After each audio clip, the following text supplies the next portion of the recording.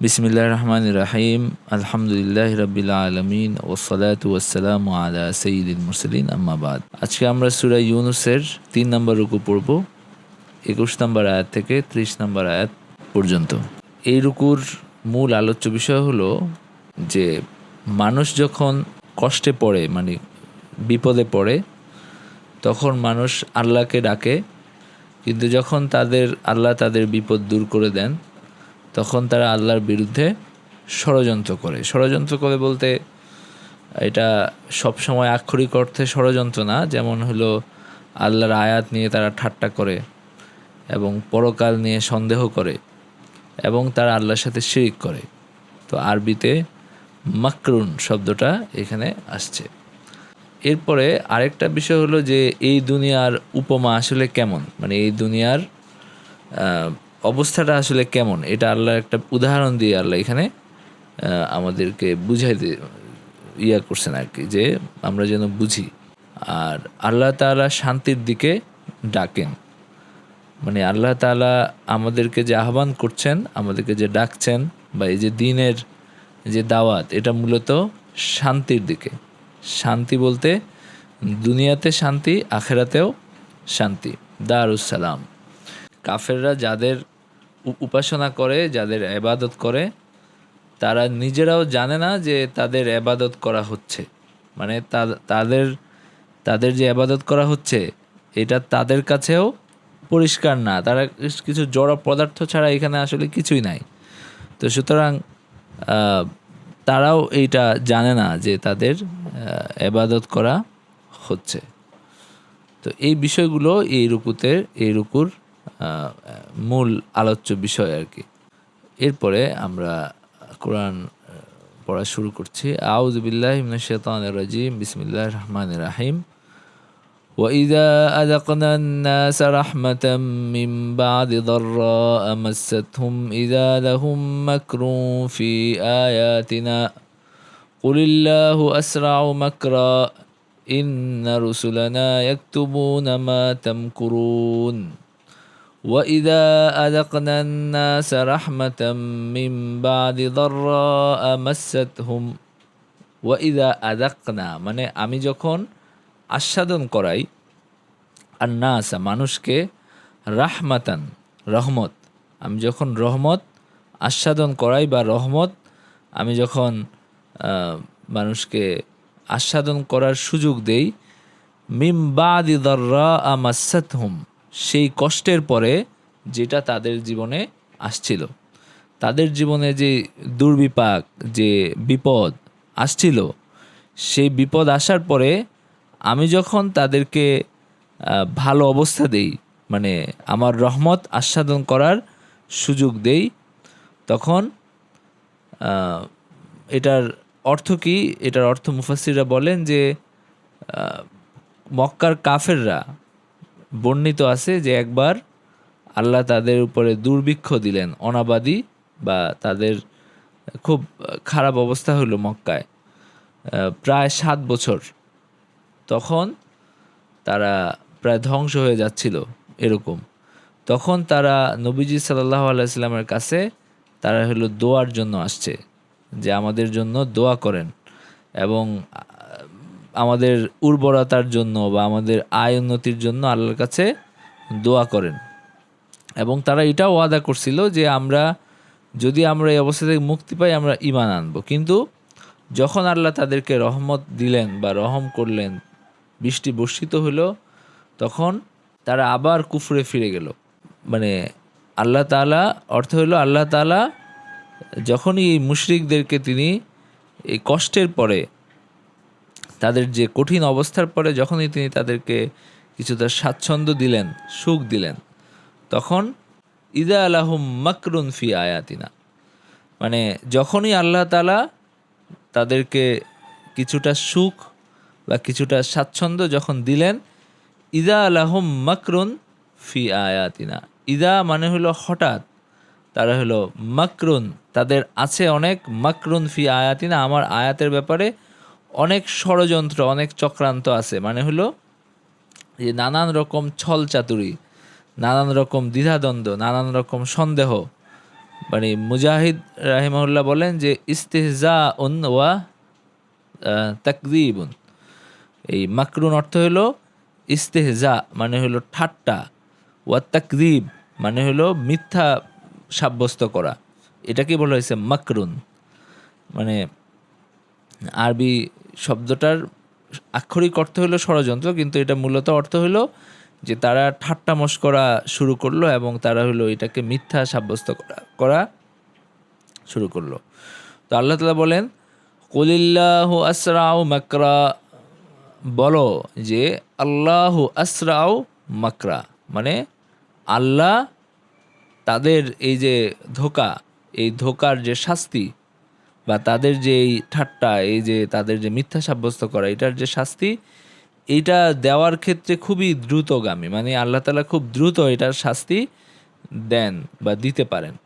ইন্না রুসুলানা ইয়াকতুবুনা মা তামকুরুন, ইন্না রুসুলানা আমার রাসূলরা, মানে আমার ফেরেশতারা যারা তোমাদের আমল লিখছে, আমল নামা যারা লিখছে, যে কিরামান কাতিবিন, এবং যারা তারা হলো ইয়াকতুবুনা, তারা লিখে রাখছে মা তামকুরুন, তোমরা যেই সমস্ত কর্মকাণ্ড করতেছো এটা তারা লিখে রাখছে, এবং তোমাদের যে অপরাধের বিবরণ সেখানে তৈরি হচ্ছে।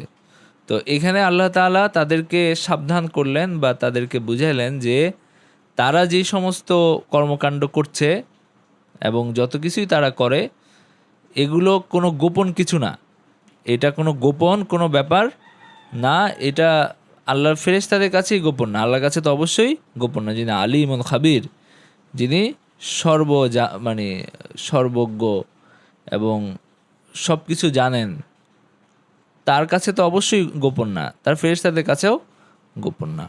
এরপরে আল্লাহ তাআলা বলছেন হুয়াল্লাযী ইউসাইয়িরুকুম ফিল বাররি ওয়াল বাহর হাত্তা ইযা কুনতুম ফিল ফুলকি ওয়া জারাইনা বিহিম বিরিহিন তাইয়্যিবাতিন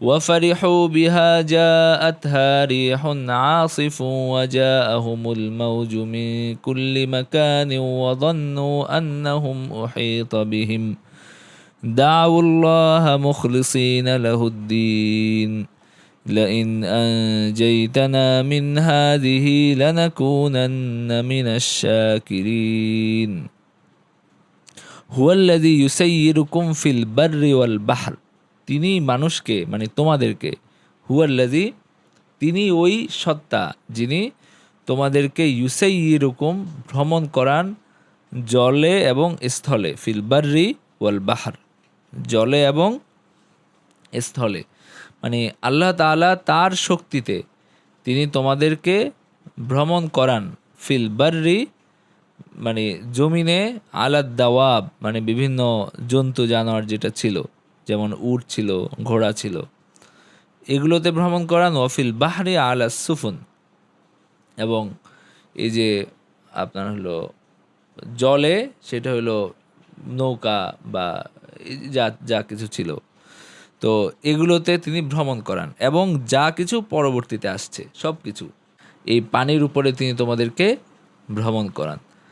হাত্তা ইযা কুনতুম ফিল ফুলকি ওয়া জারাইনা বিহিম বিরিহিন তাইয়্যিবাহ, হাত্তা ইযা কুনতুম এরপরে তোমরা যখন থাকো, ফিল ফুলকি মানে এই যে এই নৌযানে তোমরা যখন থাকো, ফিল বাহরি যখন সাগরে, মানে এই সমস্ত নৌযানের উপরে যখন তোমরা থাকো, ওয়া জারাইনা বিহিম বিরিহিন তাইয়্যিবাতিন এবং খুব সুন্দর মানে অনুকূল হাওয়ায় নৌকা চলতে থাকে, অনুকূল হাওয়ায় নৌকা চলে যেতে থাকে, কোনো সমস্যা নাই, কোনো ঝামেলা নাই।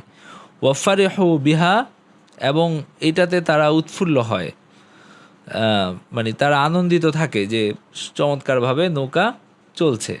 ওয়াজাআতহা রিহুন আসিফুন, তখন হঠাৎ করে ঝড়ো বাতাস বা তীব্র বাতাস যখন আসে, যা আতহা এটার মধ্যে হঠাৎ করে চলে আসে, রিহুন আসিফ তীব্র বাতাস, ওয়াজা আহমুল মাউজু মিন কুল্লি মাকানিন এবং সব দিক থেকে ঢেউ আসতে থাকে, সব দিক থেকে ঢেউ আসতে থাকে, অর্থাৎ তাকে ঢেউ ঘিরে ফেলে সব দিক থেকে। ওয়াদান্নু আন্নাহুম উহিতা বিহিম, এবং তারা বিশ্বাস করে নেয় যে তাদের ধ্বংস অনিবার্য, মানে তাদেরকে পরিবেষ্টিত করে ফেলা হয়েছে, মানে এখন আর তাদের বাঁচার কোনো রাস্তা নাই। তখন দাউল্লাহ মুখলিসিন আলাহুদ্দিন, তখন তারা আল্লাহকে ডাকে মুখলিসিন আলাহুদ্দিন, মানে আল্লাহর জন্য হৃদয়কে একনিষ্ঠ করে, আল্লাহর জন্য হৃদয়কে তখন একনিষ্ঠ করে তারা ডাকতে থাকে। অর্থাৎ তখন তারা শুধু আল্লাহকেই ডাকে, তখন আর কার কোন পূজা করে তাদেরকে আর ডাকে না। এখানে আপনার কুরতুবী রাহিমাহুল্লাহ বলেন যে এই জায়গায় একটা প্রমাণ আছে যে মানুষ যখন বিপদে পড়ে, খুব কঠিন পরিস্থিতিতে পড়ে, তখন তারা আল্লাহকেই ডাকে, অন্য কাউকে ডাকে না একটা খারাপ অবস্থায়। এবং আরেকটা বিষয় হলো যে খারাপ অবস্থায় কাফেরের দোয়াও শোনা হয়, কাফেরের দোয়াও আল্লাহ শুনেন। যখন মানুষ বিপদে পড়ে এবং আল্লাহকে ডাকে, তখন আল্লাহর দিকে যখন মানুষ ফিরে আসে এবং দোয়া করতে থাকে, তখন কাফের দোয়া আল্লাহ শুনেন। তো এখানে যে অবস্থাটা বর্ণনা করা হচ্ছে, আপনারা যদি কখনো পড়ে থাকেন তাহলে বুঝবেন যে এরকম অবস্থাগুলো কীরকম হয়। মানে হঠাৎ করে, বিশেষ করে আল্লাহ এখানে যেভাবে বলছেন যে হাত যা আতহা রিয়াহুন আসিফ, হঠাৎ করে মানে ঝড়ো বাতাস শুরু হয়। বিশেষ করে নদীতে কিন্তু হঠাৎ করেই ঝড়ো বাতাস শুরু হয়। মানে আপনার দেখবেন যে আকাশ কালো হয়েছে, 2-3 সেকেন্ডের মধ্যে ঝড়ো বাতাস শুরু হয়েছে। মানে একেবারে হঠাৎ করে এই জিনিসগুলো ঘটে, সমুদ্রে ঘটে, নদীতে ঘটে। এবং মানুষ তখন একেবারে একনিষ্ঠভাবে আল্লাহকে ডাকতে থাকে, কারণ আসলে যে কোনো সময় যে কোনো কিছু ঘটতে পারে। এরপরে আল্লাহ তাআলা বলেন লা ইন আনজাইতানা মিন হাযিহি, লা ইন আনজাইতানা মিন হাযিহি লানাকুনান্না মিনাশ শাকিরিন। যখন আমি তাদেরকে এই অবস্থা থেকে পরিত্রাণ দেই, তাদেরকে আমি বাঁচিয়ে দিই এই অবস্থা থেকে, মানে তারা আমাকে ডাকলো সব কিছু বাদ দিয়ে, এরপর আমি যখন তাদেরকে বাঁচিয়ে দেই, লানাকুনান্না মিনাশ শাকিরিন, মানে না, তারা বলে যে লাইন আনজাইতানা মিন হাযিহি, যদি আপনি আমাদেরকে বাঁচিয়ে দেন, মানে তারা তখন দোয়ার মধ্যে বা আমাকে যখন ডাকতে থাকে তখন তারা বলে যে লাইন আনজাইতানা মিন হাযিহি লানাকুনান্না মিনাশ শাকিরিন, যদি আপনি আমাদেরকে এখন রক্ষা করেন তাহলে আমরা শুকরগুজার বান্দাদের অন্তর্ভুক্ত হব, আমরা আপনার শুকরিয়া আদায় করব এবং আপনার নির্দেশ অনুযায়ী আমরা জীবন পরিচালনা করব, আপনার সন্তুষ্টি অনুযায়ী আমরা জীবন পরিচালনা করব। অর্থাৎ তারা শুধু আল্লাহকে ডাকে, কোনো মূর্তিকে না ডেকে। এবং তারা তখন, এটা কেন হয়, কারণ তারা বুঝতে পারে যে আসলে আল্লাহ ছাড়া কেউই তাদেরকে বাঁচানোর নাই। তো এটা হলো একটা জরুরি অবস্থার ইমানের মতো আর কি। তো জরুরি অবস্থা তাদেরকে ইমানের দিকে নিয়ে আসে, কারণ মানুষের ওই যে বলে না যে আসল বা মানুষের মূল স্বভাবের মধ্যে একত্ববাদ আছে, মানে আল্লাহর একত্ববাদের বিষয়টা মানুষের মানে অন্তর্মূলে আছে, যদিও উপরে নানান ধরনের বিশ্বাস এসে জায়গা করে নিছে, কিন্তু মূলে তাদের আপনার এই বিশ্বাসটা তাদের মধ্যে আছে। তো এই কারণে তখন তারা শুধু আল্লাহকেই ডাকে। এরপরে ফালাম্মা আনজাহুম ইযা হুম ইয়াবগুনা ফিল আরদি বিগাইরিল হক ইয়া আইয়ুহান নাসু ইন্নামা বাগয়ুকুম আলা আনফুসিকুম মাতাআল হায়াতিদ দুনিয়া সুম্মা ইলাইনা মারজিউকুম ফানুনাব্বিউকুম বিমা কুনতুম তা'মালুন। ফালাম্মা আনজাহুম ইযা হুম ইয়াবগুনা ফিল আরদি বিগাইরিল হক, যখন আল্লাহ তাদেরকে বাঁচিয়ে দেন, যখন এই অবস্থা থেকে যখন আল্লাহ তাদেরকে রক্ষা করেন এবং তাদেরকে মুক্তি দেন, তখন ইযা হুম ইয়াবগুনা ফিল আরদি বিগাইরিল হক, তখন তারা পৃথিবীতে অন্যায় অনাচার করে বেড়াতে থাকে। মানে যখন আল্লাহ তাআলা তাদেরকে বাঁচিয়ে দিলেন, এরপরে তারা আবার তাদের আগের অবস্থায় ফিরে যায়, তারা আবার জুলুম করে, আবার অন্যায় করে, আবার আল্লাহকে ভুলে যায়, আবার হলো নিজের ওই দুনিয়াদারির মধ্যে ফিরে যায়। ইয়া আইয়ুহান নাসু ইন্নামা বাগয়ুকুম আলা আনফুসিকুম, আল্লাহ তাআলা বলেন যে হে মানুষ, ইন্নামা বাগয়ুকুম আলা আনফুসিকুম, মানে তোমাদের যে এই বিদ্রোহ, বাগয়ুনের মূল অর্থ হলো বিদ্রোহ, অনাচার, এই জুলুম, এই সব কিছু তোমাদের উপরেই পড়বে, মানে হলো এটার পরিণতি তোমাদেরকেই ভোগ করতে হবে। এটার মানে এই যে তোমরা যাই করো এটার পরিণতি তোমাদেরকেই ভোগ করতে হবে। মাতা আল হায়াতিদ দুনিয়া, এটা হলো খুবই তোমার হলো মানে এই সংকীর্ণ জীবন, এই মানে মাতা আল হায়াতিদ দুনিয়া, দুনিয়ার জীবনের খুব সাময়িক একটা মাতা, মানে ভোগ্য সামগ্রী। মাতা আল হায়াতিদ দুনিয়া, এই যে তোমাদের সামনে যা কিছু আছে এগুলো সব খুব সামান্য ভোগ্য সামগ্রী, দুনিয়ার ক্ষণস্থায়ী ভোগ্য সামগ্রী, যেটা অচিরেই, যেটা ধ্বংস হয়ে যাবে, যেটা নিশ্চিহ্ন হয়ে যাবে। সুম্মা ইলাইনা মারজিউকুম ফানুনাব্বিউকুম বিমা কুনতুম তা'মালুন, সুম্মা ইলাইনা মারজিউকুম, তারপরে আমার কাছেই তোমাদেরকে ফিরে আসতে হবে। এই যে অল্প কিছুদিনের দুনিয়া, এরপরে আমার কাছেই তোমাদেরকে ফিরে আসতে হবে, তারপরে আমি তোমাদেরকে বলবো বিমা কুনতুম তা'মালুন, তোমরা কি কাজ করছো, মানে তখন আমি তোমাদেরকে জানাবো যে তোমাদের কি কি কাজ তোমরা করে আসছো। তার মানে হলো এটার যে প্রতিফল সেটা তোমাদেরকে পেতে হবে। তো এইখানে এই আল্লাহ তাআলা মানুষের যে স্বভাব সেটার বর্ণনা দিলেন, যে আল্লাহকে তারা এই কঠিন অবস্থায় আল্লাহকে তারা ঠিকই স্মরণ করে এবং আল্লাহর দিকে তারা ফিরে যায় এই বিপদে পড়লে। যখন আল্লাহ তাআলা তাদেরকে এই বিপদ থেকে রক্ষা করেন, উদ্ধার করে দেন, এবং বিপদ কেটে যায়, তখন আবার তারা আল্লাহর অবাধ্যতার দিকে, কুফরের দিকে ফিরে যায়। এটা মুসলমানদের ক্ষেত্রেও হয়, মুমিনের ক্ষেত্রেও হয়, যারা আল্লাহকে বিশ্বাস করে তারাও দেখা যায় যে বিপদে পড়লে তওবা তিল্লা করে ভালো হয়ে যায় আর কি, কিন্তু যখনই বিপদ চলে যায় তখন আবার আগের সেই অবাধ্যতা, নানান ধরনের গুনাহে তারা ফিরে আসে। তো এই উদাহরণটা আল্লাহ এখানে দিলেন। এরকম হওয়া উচিত না। যখন ভালো অবস্থা আসে তখন আল্লাহর শুকর আদায় করা উচিত এবং বেশি বেশি আল্লাহ যে নেয়ামত দিছেন সেই অনুযায়ী বেশি বেশি নেক আমল করা উচিত। আমরা এই আয়াতগুলোর যে শিক্ষা এবং নির্দেশনা এটা একটু পড়ে নেই। নাম্বার 1 হলো যে আল্লাহর সাথে প্রতারণা করে, যে আল্লাহর সাথে প্রতারণা করে, আল্লাহ তার প্রতারণার জবাব দেন বা তার প্রতারণার শাস্তি দেন, এবং আল্লাহর শাস্তি বেশি দ্রুত, অধিক প্রভাবশালী এবং অধিক ক্ষতিকর। মানে হলো যে আল্লাহ তাআলার যে তারা, মানে এখানে আছে মূলত মাকরুন শব্দটা, এবং আল্লাহ বলছেন কুলিল্লাহু আসরাউ মাকরা, মানে আল্লাহ আরও মানে দ্রুত এই তোমাদের যে চক্রান্ত বা ষড়যন্ত্র এটার জবাব দিতে পারেন। তো যারা এরকম প্রতারণা করে, যারা এরকম ঠাট্টা বিদ্রুপ করে, আল্লাহর কালাম নিয়ে যারা এই ধরনের কর্মকাণ্ড করে, আল্লাহ তাআলা তাদেরকে শাস্তি দিতে পারেন এবং খুব দ্রুতই সেটা দিতে পারেন। নাম্বার 1। নাম্বার 2 হলো যে মানুষের দুর্বলতা এবং আল্লাহর প্রতি তার মুখাপেক্ষিতা, তার উপর নির্ভরশীলতা, জীবনের রক্ষা এবং নির্ধারিত সময় পর্যন্ত টিকে থাকার জন্য তার চরম প্রয়োজনীয়তার কথা এখানে স্পষ্ট করা হয়েছে। যে মানুষ আসলে আল্লাহর মুখাপেক্ষী, আল্লাহর সাহায্যের মুখাপেক্ষী, কারণ এই দুনিয়াটা অনিশ্চয়তায় পরিপূর্ণ।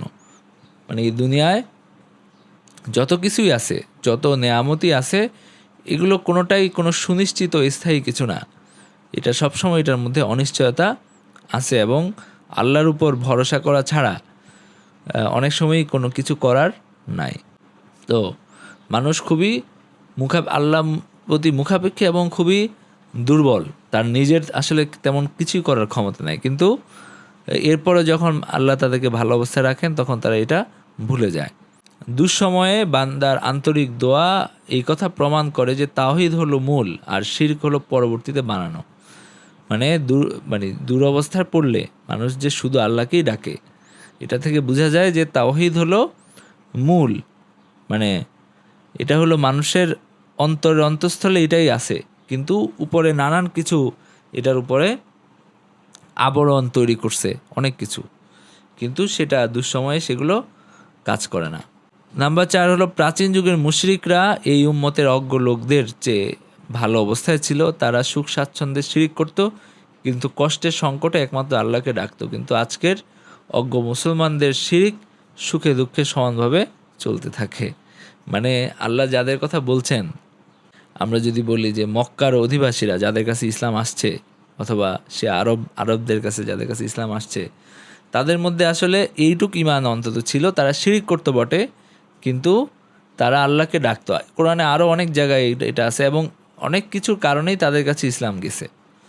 তো আমাদের একটা প্রবণতা আছে এরকম, যে আমরা যখন নবীজির সাল্লাল্লাহু আলাইহি ওয়াসাল্লামের সময়টাকে ব্যাখ্যা করি, ইসলামের আবির্ভাবের সময়টাকে ব্যাখ্যা করি, তো আমাদের পাঠ্যপুস্তকে এবং আমাদের কথাবার্তায়, আমাদের ওয়াজ নসিহতে বিষয়টা কীভাবে তুলে ধরা হয় যে একেবারে খুবই অন্ধকার একটা সময়, অন্ধকার সময় ঠিকই আছে, কিন্তু তাদেরকে ধরা হয় যে তারা একেবারে এক একজন মানে দস্যু ডাকাত, মানুষের সম্পদ ছিনিয়ে নিয়ে যাচ্ছিল, লুটেরা, ধর্ষক, নানান কিছু এটা বলা হয় যে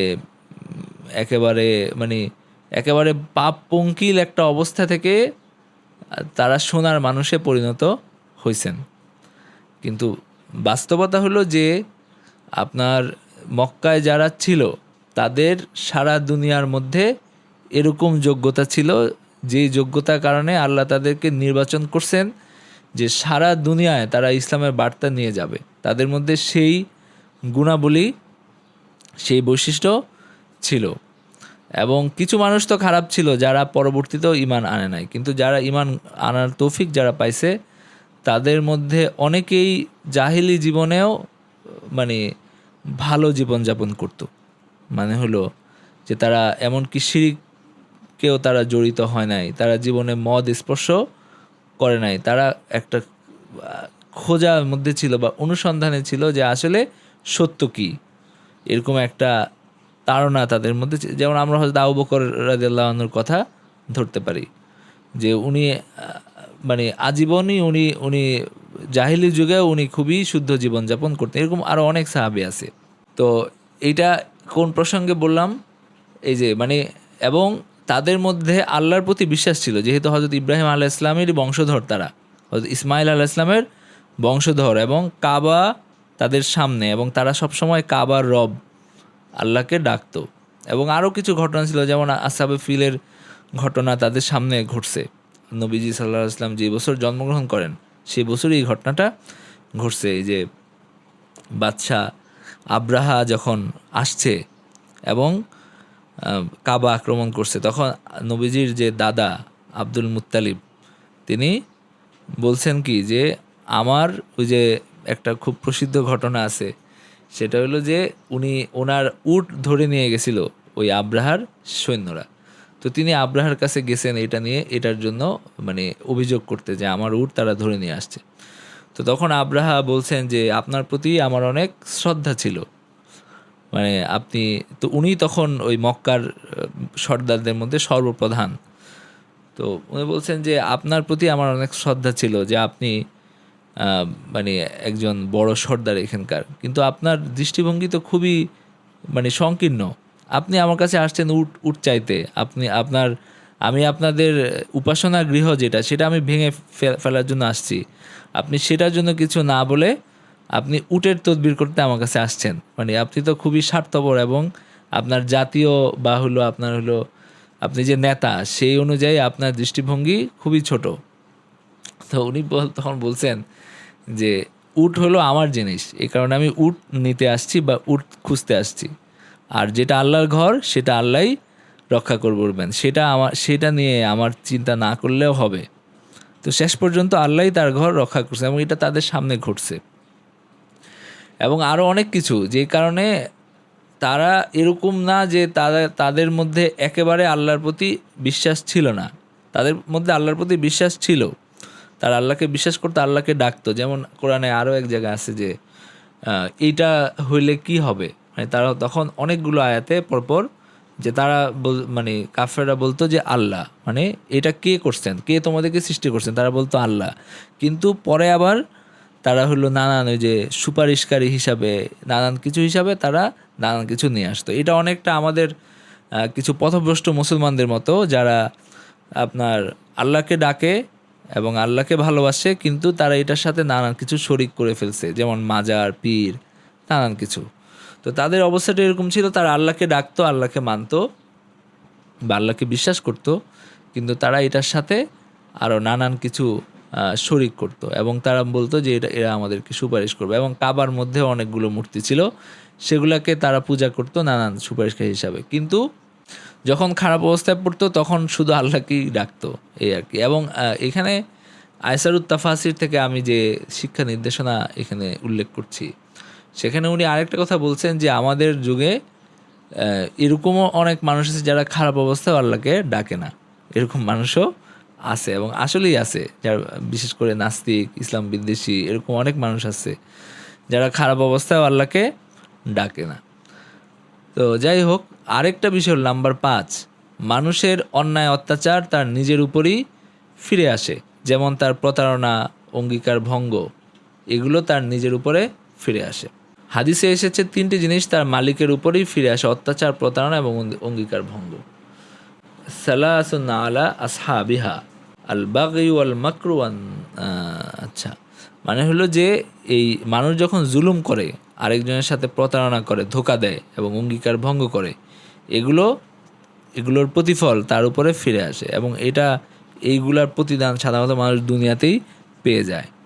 নাম্বার 6 হলো কিয়ামতের দিন পুনরুত্থান এবং প্রতিদানের নীতি নিশ্চিতভাবে প্রমাণিত। মানে কিয়ামতের দিন মানুষকে যে পুনর্ভাবে মানে আবার জীবিত করা হবে এবং তার কাজের প্রতিদান দেওয়া হবে, এটা নিশ্চিতভাবে প্রমাণিত। এই 6টা বিষয় আমরা এখান থেকে জানতে পারি। এরপর আল্লাহ তাআলা দুনিয়ার জীবনের উদাহরণ দিচ্ছেন যে দুনিয়ার জীবনটা আসলে কেমন। ইন্নামা মাসালুল হায়াতিদ দুনিয়া কামা ইন আনজালনাহু মিনাস সামাই ফাখতালাতা বিহি নাবাতুল আরদি মিম্মা ইয়াকুলুন নাসু ওয়াল আনআম। দুনিয়ার জীবনের উদাহরণ হলো ইন্নামা মাসালুল হায়াতিদ দুনিয়া, দুনিয়ার জীবনের উদাহরণ কামা ইন আনজালনাহু মিনাস সামাই ফাখতালাতা বিহি নাবাতুল আরদ। দুনিয়ার জীবনের উদাহরণ হলো সেই পানির মতো যেটা আল্লাহ তাআলা আকাশ থেকে নাজিল করেন, মানে বৃষ্টি হয়, যে বৃষ্টিটা হয়। ফাখতালাতা বিহি নাবাতুল আরদ, এবং সেটার সাথে মিশ্রিত হয়ে দুনিয়ায় মানে জমিনে শ্যামল উদ্ভিদ বেরিয়ে আসে, শ্যামল উদ্ভিদ বেরিয়ে আসে সেটার সাথে মিশ্রিত হয়ে। মানে এই দুনিয়ার যে আজব যে সিফত বা যে গুণ, সেটা হলো যে মানে এটার যে বৈশিষ্ট্য বা এটার যে রূপ, সেটা হলো যে আকাশ থেকে যখন পানি বর্ষিত হয়, এবং এইটার যে উদাহরণটা দেওয়া হচ্ছে সেটা হলো এটার ক্ষণস্থায়িত্ব এবং এটার যে ধ্বংস হবে এবং এটার যে মানুষের যে বিমুগ্ধতা এটার প্রতি, এটার উদাহরণ দেওয়া হচ্ছে। যখন আকাশ থেকে বৃষ্টি বর্ষিত হয় এবং সব ধরনের আপনার ফুল ফল এখানে উদ্গত হয়, নানান ধরনের গাছ এখানে উঠে ফসল হয়। মিম্মা ইয়াকুলুন নাস ওয়াল আনআম, যেটা মানুষ খায় এবং বিভিন্ন আপনার জন্তু জানোয়ারও খায়। যেই পানি থেকে যেই সমস্ত গাছালি হয় সেখান থেকে মানুষও মানে খায় এবং জন্তু জানোয়ারও খায়। হাত্তা ইদা আখাযাতিল আরদু যুখরুফাহা, এরপরে যখন আখাযাতিল আরদু যুখরুফাহা মানে জমিন যখন খুব তার সাজসজ্জা গ্রহণ করে, মানে আখাযাতিল আরদ জমিন যখন গ্রহণ করে তার সাজসজ্জা, মানে যখন এটা একটা সৌন্দর্য সুসময় যখন ভরে ওঠে, মানে জমিন আপনার যখন দেখবেন যে একটা ফসল ফলে, আপনারা হলো যদি ফসল মানে ভরা যদি একটা ধান ক্ষেতের কথা ভাবেন অথবা আরও যেই সমস্ত ফল হয়, মানে তখন একটা চমৎকার একটা দৃশ্য সেখানে মানে হয়, একটা মানে সাজসজ্জা গ্রহণ করে জমিন। এরপরে হাত্তা ইদা আখাদাতিল আরদু যুখরুফাহা ওয়াযায়্যানাত ওয়া যান্না আহলুহা আন্নাহুম কাদিরুনা আলাইহা। আখাদাতিল আরদু যুখরুফাহা, জমিন হলো তার যে সজ্জা গ্রহণ করে, সজ্জা গ্রহণ করে, ওয়াযায়্যানাত এবং মানে ফুলে ফলে ভরে ওঠে, সৌন্দর্যে ভরে ওঠে।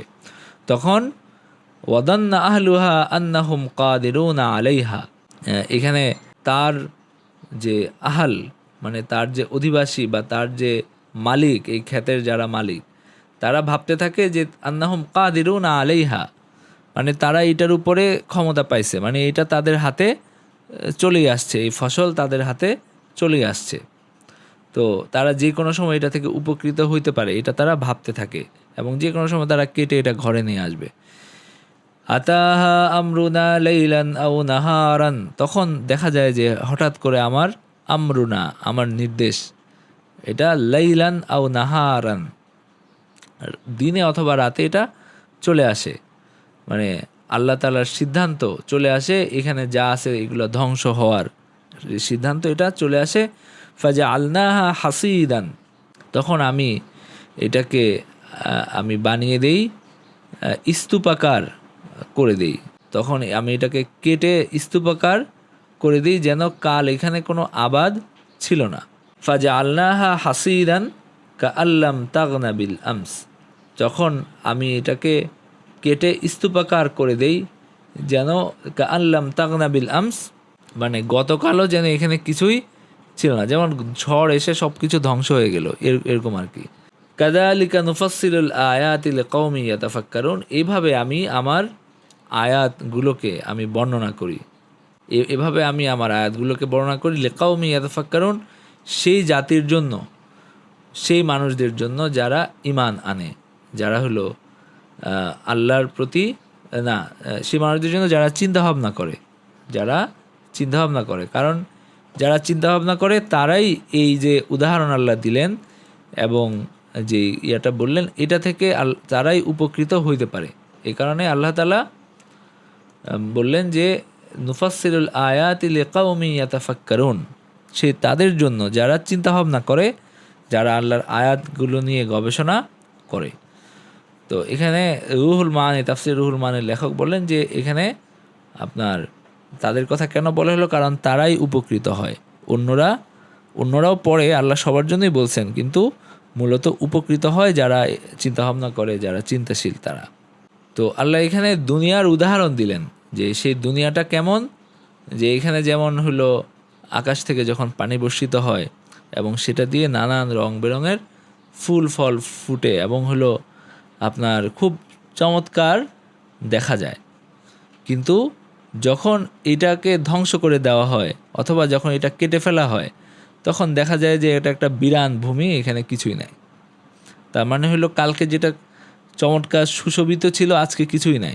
তো সুতরাং এখানে আপনার হলো দুনিয়ার জীবনটাও এরকম, যে দেখা যাচ্ছে যে খুব সুন্দর স্বাচ্ছন্দ্যময়, হঠাৎ করে এমন বিপদ আপদ, এমন জিনিস চলে আসে, তো তখন দেখা যায় যে আসলে কিছুই নাই, একটা বিরান ভূমি ছাড়া এখানে কিছুই নাই। তো এরকমই আসলে জীবন, এই দুনিয়ার জীবনটা এরকমই ক্ষণস্থায়ী, যে আজকে সব আছে, কালকে কিছুই নাই।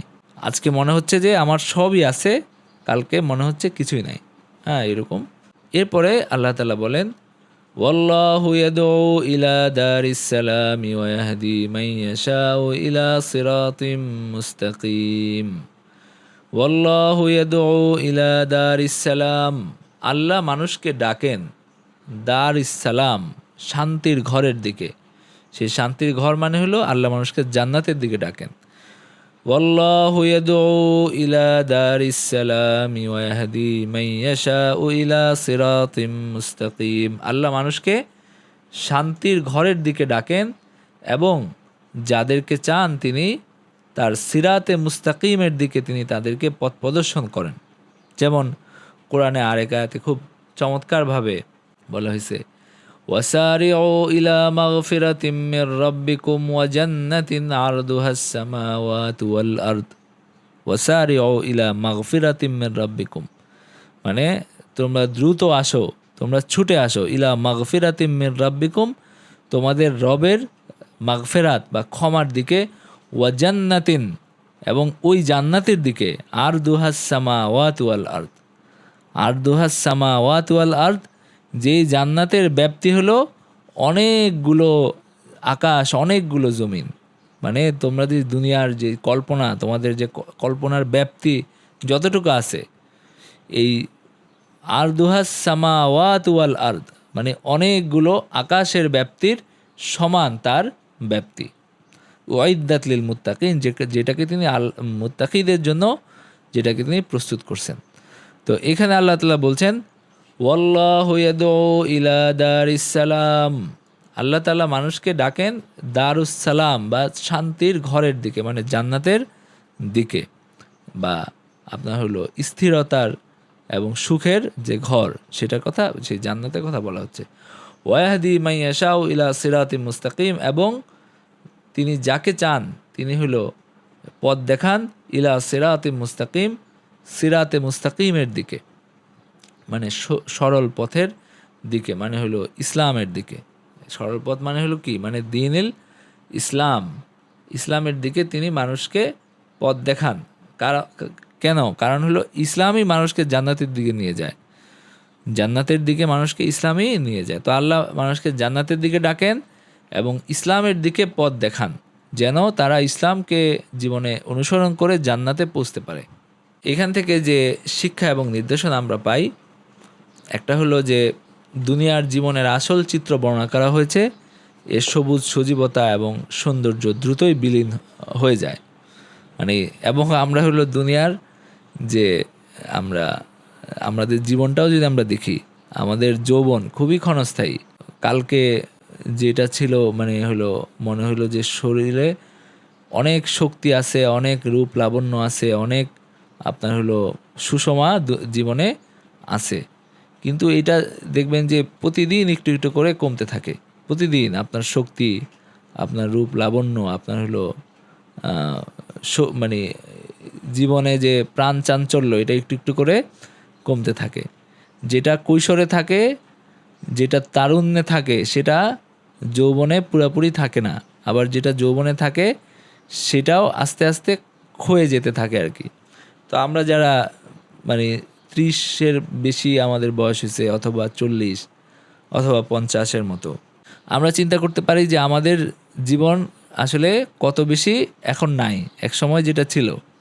তো তার মানে হলো যে এই প্রত্যেকটা জিনিসই ক্ষণস্থায়ী। এরপরেও মানুষ কিন্তু সচেতন হয় না যে এটার সবুজ সজীবতা এবং সৌন্দর্য এটা খুব দ্রুতই বিলীন হয়ে যায়, এখানে এরা কোনো স্থায়িত্ব নাই। এবং দুনিয়ার প্রতারিত হওয়া এবং এর প্রতি অতিরিক্ত নির্ভরশীল হওয়া থেকে এখানে সতর্ক করা হয়েছে যে দুনিয়ার এই যে আজকের যে রূপ লাবণ্য, আজকের যে শক্তি, আজকের যে উদ্যম, এটা যে থাকবে না এবং এটার যে আসলে থাকার না, এই ব্যাপারে আমাদের সচেতন হওয়া উচিত। এবং এটা আমাদের নিজেদের জীবন দিয়ে আমরা বুঝি যে এটা আসলে থাকে না। নাম্বার 3 হলো পাপ থেকে সতর্ক করা হয়েছে, কারণ এগুলোই হলো দুঃখ কষ্টের কারণ এবং নিয়ামত থেকে বঞ্চিত হওয়ার কারণ। নাম্বার 4 হলো চিন্তাভাবনা বা তাদাব্বুর, এটার মহিমা এবং এর অধিকারীদেরকে মর্যাদা প্রদর্শন করা হয়েছে। মানে যারা চিন্তাভাবনা করে, যারা চিন্তাশীল, তাদের প্রতি আল্লাহ সম্মান প্রদর্শন করছেন। তাদেরকে মানে আল্লাহ তাআলা বলছেন লিকাউমি ইয়াতাফাক্কারুন। এই কোরআন তো সবার জন্য আসছে, কিন্তু এখানে আল্লাহ তাআলা বিশেষভাবে চিন্তাশীলদের কথা বলছেন, কারণ তাদের যে আলাদা গুরুত্ব আছে এবং তাদের প্রতি আল্লাহ সম্মান দেখাইছেন যে তারা যারা চিন্তা করে, গবেষণা করে, যারা জ্ঞানী, তাদের প্রতি আল্লাহ তাআলা এখানে তাদের কথা আলাদাভাবে বলছেন।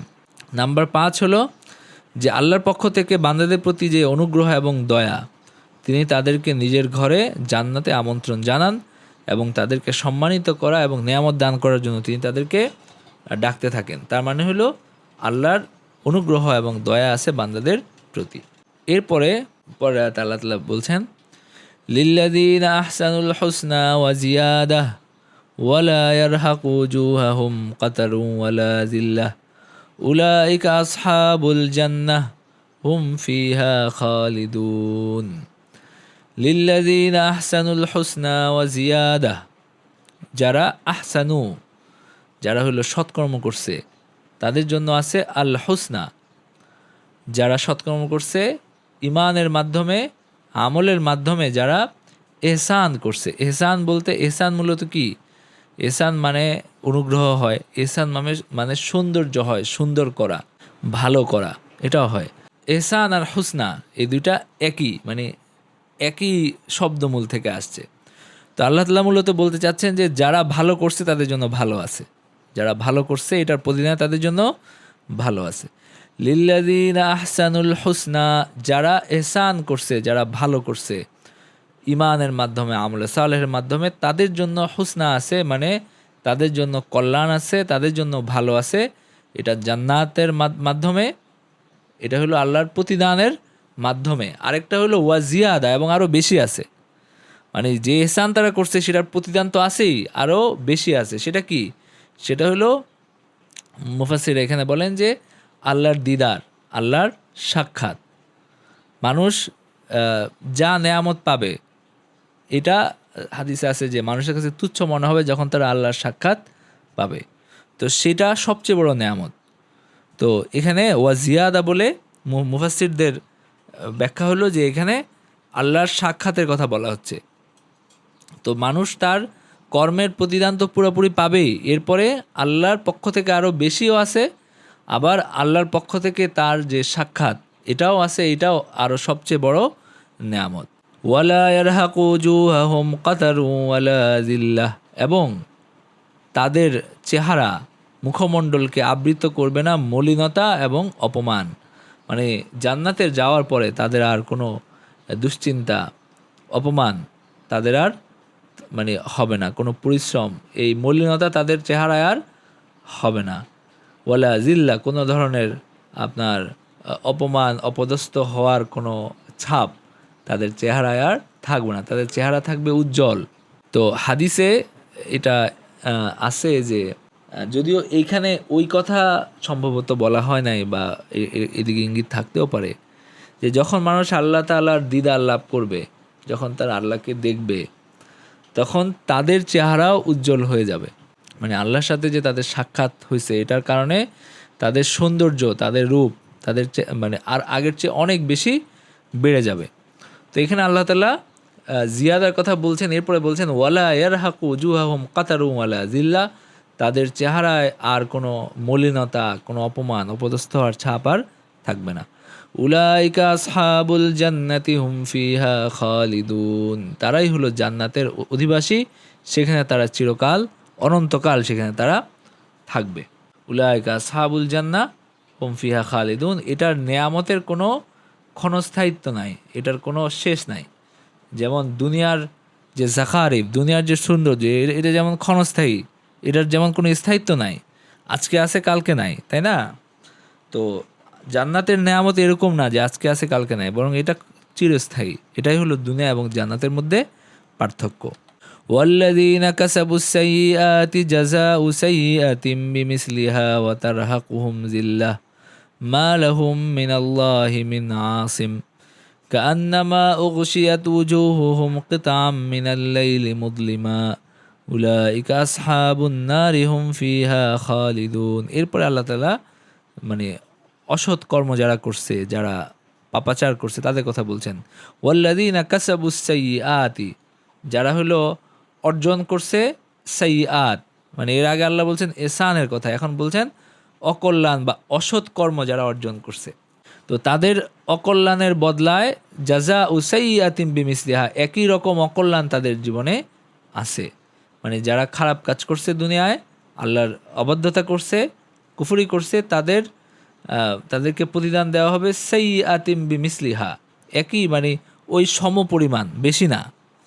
তাদের এখানে কোনো জিয়াদা নাই, কারণ আল্লাহ তাআলার ন্যায় বিচার হলো তিনি মানুষকে যথোপযুক্ত প্রতিদান দিবেন, কোনো বেশি না। তারা যতটুকু মানে প্রতিফলের উপযুক্ত, শাস্তির উপযুক্ত, সেটুকুই তাদেরকে দেওয়া হবে।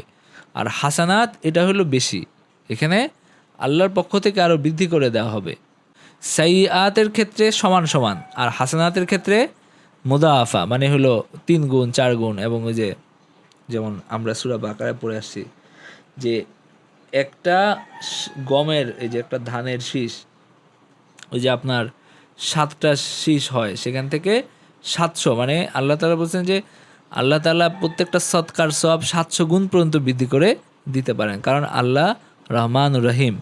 কিন্তু তিনি শাস্তি দেওয়ার ক্ষেত্রে সমান সমান, এই কারণে বলছেন জাযাউ সাইয়্যাতিম বিমিসলিহা, সমান সমান তাদেরকে শাস্তি দেওয়া হবে।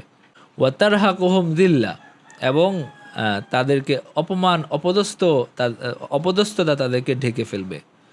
মা লাহুম মিনাল্লাহি মিন আসিম, আল্লাহর যে ক্রোধ, আল্লাহর যে শাস্তি, এটা থেকে তাদের কোনো রক্ষাকর্তা নাই, কেউ তাদেরকে রক্ষা করার নাই।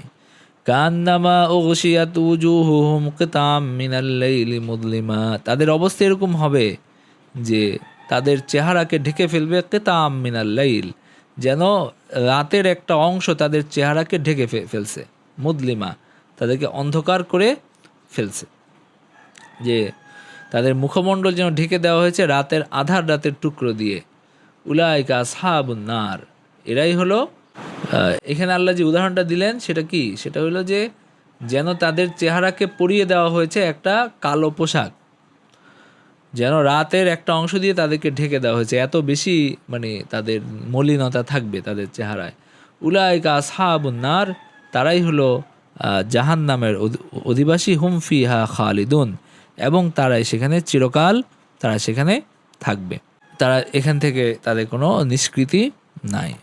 ويوم يحشرهم جميعا ثم نقول للذين أشركوا مكانكم أنتم وشركاؤكم فزيلنا بينهم وقال شركاؤهم ما كنتم إيانا تعبدون ويوم نحشرهم جميعا ثم نقول للذين أشركوا, মানে আমি একদিন আসবে, একদিন এমন একদিন আসবে যেদিন আমি সবাইকে সমবেত করব, একসাথে সবাইকে সমবেত করব হিসাব নিকাশের জন্য, মুমিনদেরকে কাফেরদেরকে সবাইকেই সমবেত করা হবে একসাথে।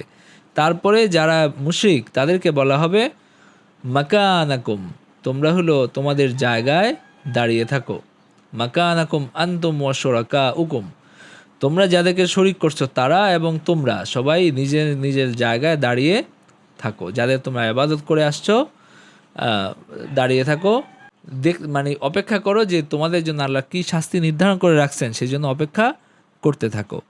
ফাজাইয়ালনা বাইনাহুম ওয়া ক্বালা শুরাকাউহুম মা কুনতুম ইয়ানা তা'বুদুন, এরপরে ফাজাইয়ালনা বাইনাহুম, অতঃপর তাদেরকে আমি পরস্পর বিচ্ছিন্ন করে দিব, মানে মুমিনদেরকে আলাদা করে দেওয়া হবে। যেমন কোরআনে আরেক আয়াতে আছে সূরা ইয়াসিনে, ওয়ামতাজুল ইয়াউমা আইয়ুহাল মুজরিমুন, আল্লাহ তাআলা বলবেন যে হে মুজরিম, যারা গুনাহগার তারা আলাদা হয়ে যাও, যারা অপরাধী সাব্যস্ত হয়েছে তারা আলাদা হয়ে যাও। মানে তখন হিসাব নিকাশের পরে এক পর্যায়ে মুমিনদেরকে মুশরিকদের থেকে আলাদা করে ফেলা হবে। প্রথম তো একটা ময়দানে সবাইকে সমবেত করা হবে, এরপরে মুমিনদেরকে আলাদা করে ফেলা হবে।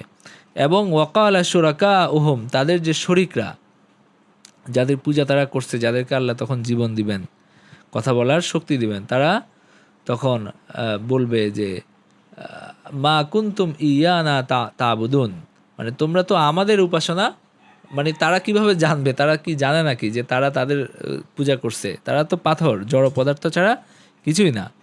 তো তারা বলবে যে তোমরা তো আমাদের ইবাদত করো নাই, মানে তারাই তাদেরকে অস্বীকার করবে এই শরিকরা। মানে মুজাহিদ বলেন যে তখন তাদেরকে কথা বলার শক্তি দেওয়া হবে এবং তারা বলবে যে আমরা এটা মনে করতে পারি না বা আমরা জানি না যে তোমরা আমাদের ইবাদত করছো, বা আমরা কখনো তোমাদেরকে ইবাদত করতে বলছি এটাও আমরা জানি না। তো তখন এভাবে তাদের থেকে তারা দূরে সরে যাবে, কারণ তাদের আসলে কোনো আপনার ইয়ে নেই।